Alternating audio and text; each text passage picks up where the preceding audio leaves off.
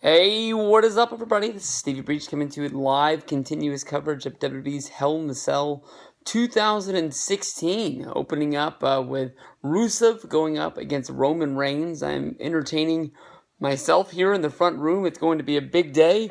I've been sitting here for a while, watched the last of the football games. After I got off, I'm eating chicken strips.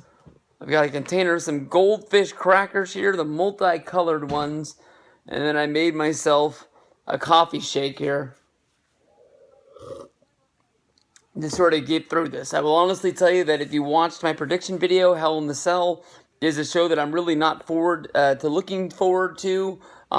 There's not really any matches that really get me into this. Roman Reigns versus Rusev, to me, honestly, wasn't a very good opener. They went with the Hell in the Cell match right off of the bat. I honestly forgot that this feud started over Roman Reigns breaking up the marriage ceremony of Lana and Rusev on Monday Night Raw. It seems like that happened months and months ago before SummerSlam. I can't remember if there was an injury or something that sort of interrupted it, but honestly, the beginning of August seems like forever ago. But honestly, they get inside of the cell. Lana introduces Rusev. Rusev comes down. Roman Reigns comes down second. Very slow, methodical, just sort of moving around the ring sort of match. Rusev takes an early bump into the cell early on. They did go on to the outside and throw each other into the cell. Rusev was using his body weight, throwing himself into Roman Reigns, sort of crushing him against the cell. And, the match honestly wasn't that good. I worked 5-2 because of last night's World Series game. I think I went to sleep around midnight. So at the most, I got 4 hours of sleep if I fell asleep the second I went to bed. And, I don't think I'm going to make it through this whole show. I honestly didn't make it through that match.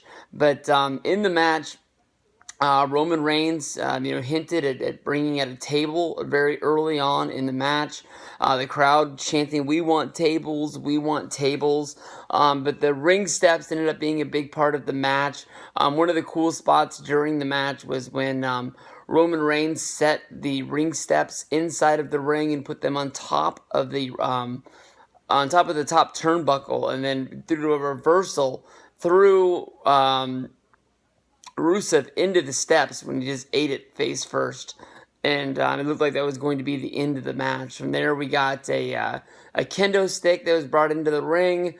Rusev was able to tie Roman Reigns up into the ring, and he was able to just get continuous shots into the bulletproof vest of Roman Reigns, just beating it into him, and basically making him humble. But as Rusev was hitting him, he broke the kendo stick.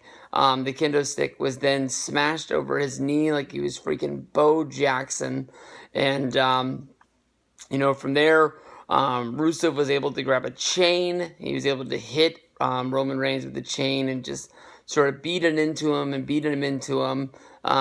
to the point of, we got to see the big, huge comeback of Roman Reigns when he hit the giant spear. From there, he got the 1, 2, 3. He posed on top of the ring steps that were inside of the ring, and he is still United States champion. Where you go from here with this, I've got no clue, but hopefully Roman Reigns versus Rusev is over and done with. Boo! Boo! That match was a stinker. That match sucked.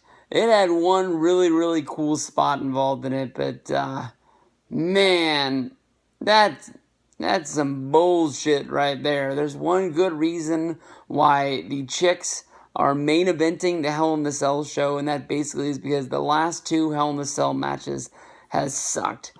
Since we've last talked here with the Roman Reigns versus Rusev match, which was won by Roman Reigns, we had a match between Bayley and Dana Brooke.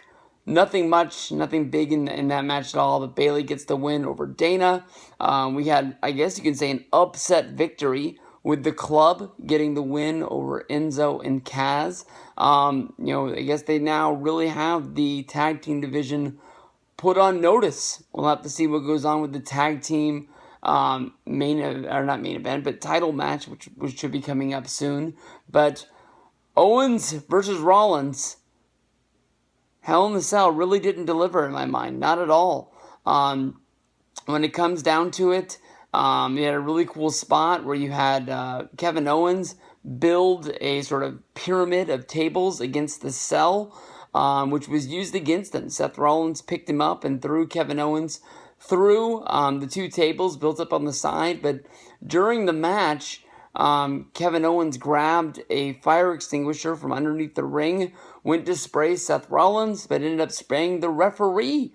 Due to this, the outside referee opened the Hell in the Cell door, and an outside referee came in to check on that referee. From there, Y2J, Chris Jericho, came running down, jumped into the cell. He was able to lock the cell. And from there on out, it was a 2-on-1 advantage. And it wasn't just lock, stock, and barrel, just, the heels getting the job done. Seth Rollins was able to have some comeback spots in this, even with Jericho in there. But when you have two guys in there, it's easy for somebody to break up a pinfall attempt by Seth Rollins and try for somebody to get the win is just impossible. The heels overpowered him. Chris Jericho jumped in the ring and just started beating on Seth Rollins. From there, Kevin Owens grabbed a chair, came in, he beat Seth Rollins with the chair, then setting up two chairs side by side in the ring, and then doing the power bomb through the two chairs, was able to get the 1, 2, 3. They were able to get the win. Wasn't that good of a match. From there, Kevin Owens basically took his belt and he walked off to celebrate his victory. Chris Jericho stayed in the ring and waited for Seth Rollins to get up. I thought that maybe Seth Rollins would have a babyface fire up and be able to at least beat up Jericho in the ring, but we had him knocked down into the ring, and Jericho got his moment standing over Seth Rollins. Now from here, it seems like Owens and Jericho will be headlining the Raw team going up against the SmackDown team at Survivor Series. So does that mean there's no Universal Championship match? Does that mean these two have to team with Seth Rollins in order to have the best team Raw going into Survivor Series? So those are the questions that we'll have to answer as we go on. We'll see what goes on with the rest of the show. I'm trying to see what's going on with the Cubs and the Indians. 1-0 over there. Indians got the early lead on a home run. We need a win, Cubs. Let's go.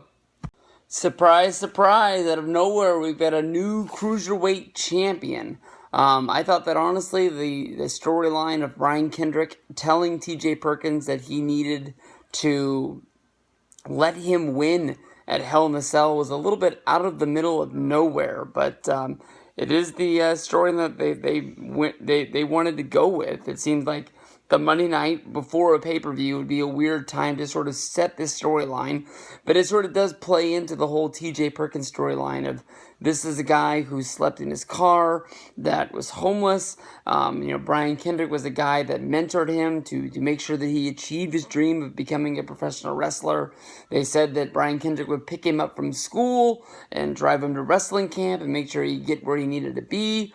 And now here we are years later. Brian Kendrick, holding on to his last shot to be part of WWE, needed this Cruiserweight title for his family to be a part of WWE and for him to still have this part of the glory of WWE being there. Of course, this is the same storyline that went along with the Cruiserweight Classic with Brian Kendrick losing his match, and then Daniel Bryan leaving the announce booth, coming down to the ring, and embracing him because his friend had lost what was laid out to be his last match. But now here Brian Kendrick sits atop of the Cruiserweight division. Earlier on the pre-show, we had a 6-man match with Cedric Alexander, Tony Nese, Sin Cara, and a band full of other guys who I honestly don't know their names because I haven't learned them yet. But Brian Kendrick went for an early pinfall early in the match to see if TJ Perkins was going to let him get the victory, and he did not. And from there, Brian Kendrick went to go do sliced bread number 2 over in the corner, and from there, it looked like Brian Kendrick had injured himself. You could really tell if you've been watching wrestling for a long time that it was not a real injury, that they were trying to play into your emotions, because if there was a real injury and they were going to check on Brian Kendrick, definitely you would have at least seen a medic hit the ring, or they just would have called for the match just to be over. But they ended up not doing that. The referee just checked on Brian Kendrick. Brian Kendrick kept on saying that he was ready to go. TJ Perkins came over to help Kendrick get up. And from there, we had, Kendrick hit a headbutt, and then down on the floor hit the captain's hook. TJ Perkins tapped out, new Cruiserweight champion. From here, I'm hoping that Cedric Alexander is the next person to step up and get a title match. I'm guessing that TJ Perkins will get a rematch, but Rich Swann seems to be somebody who's really coming on and sort of jumping into WWE light. He really stole the pre-show, coming out and doing commentary for the Cruiserweight match. So we'll see what direction they go from here. There's got a lot of new guys, a lot of new characters. I thought that TJ Perkins was going to be the guy to sort of have this division built around him, and for on his second pay-per-view with the championship to be stripped of it. We'll have to see. Maybe they're going in a different direction. All right. What a way to end the night. Sasha Banks versus Charlotte in the main event is what people debated and asked for weeks, for the women to be the main event of the WWE Hell in the Cell show. And they came out and they delivered. I think the match, honestly, was way better than I thought it was going to be.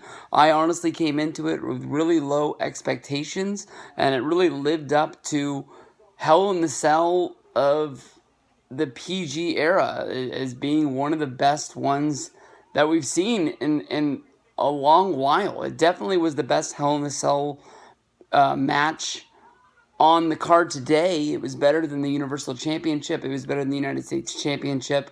I think that the drama that got the match started off really set the pace for the match, with basically Charlotte coming down to the ring in her queen attire, much like, Macho Man Randy Savage would with the 4 jobbers carrying her down on her platform. Sasha Banks got the I guess you can say the Eddie Guerrero treatment. She came out in an SUV, surrounded by bodyguards. She emerged on the top, holding her championship up. She came down, got into the ring for the introductions, and as the cell was being lowered, was attacked by Charlotte. Charlotte threw her outside of the ring. I thought they were going to do a spot where the cell was going to come down on top of Sasha, and maybe they were going to crush her, but they were able to stop the cell. Charlotte came out. They were able to, get the match going on the outside, where they brawled into the crowd for a little bit, then they came back around. They had a cool spot where Sasha was stuck on the cell as Charlotte came over and powerbombed her through the table. Definitely a spot that we've never seen in a women's match in WWE before. I can honestly say that, once they got into the cell and the match started going, even when they started using the chairs, which was much later in the match, even though it's in a Hell in the Cell match, there were girls in the ring. Sasha was very smart to break up the figure 8 with the chair, but when she hit her with the chair, I honestly saw the ref throw his hands up. I thought he was calling for the bell. I thought it was a disqualification. I forgot that there was no rules inside of the Hell in the Cell. But after the powerbomb spot, they brought up the fact that Sasha has had multiple back injuries throughout her career, and she was very weakened by this. They had to bring out the EMTs. Charlotte kept on yelling that, give her the belt, give her the belt. She wanted to win via forfeit. And that's basically what they had to do, was they had to get on the PA and they had announced that Charlotte was going to be the new women's championship due to the referee saying the match was not going to be able to happen, and they were stripping Sasha and giving it to Charlotte.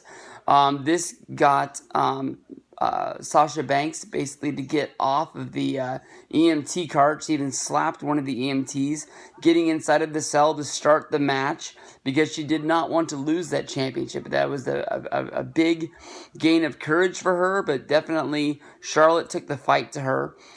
Inside of the match, I honestly thought they played it up that Charlotte was better than Sasha, and she had her numbered this day.